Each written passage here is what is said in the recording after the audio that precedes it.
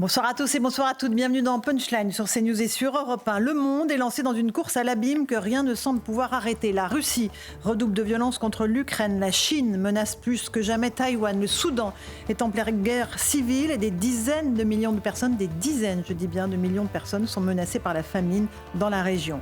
Il y a aussi l'escalade des tensions entre Israël et l'Iran, dont les peuples sont pourtant frères et aspirent à coexister en paix.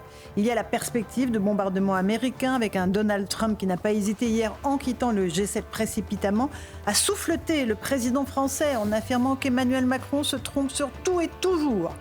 Il n'est jamais bon que la France se fasse traiter comme un paillasson par ses alliés les plus importants. Il n'est jamais bon que la voix de notre pays soit à ce point-là inaudible à force de volte-face en tout genre. Il n'est jamais bon d'être un pays affaibli par le poids de sa dette, incapable de se réformer, incapable de juguler l'immigration de masse et d'assurer la sécurité de ses concitoyens, tout en se permettant de faire la leçon au monde entier. Le constat est simple et triste ce soir. La France est un vieux pays à bout de souffle qui n'arrive plus à peser dans le concert des nations et qui ne pourra pas éternellement se cacher derrière sa dissuasion nucléaire.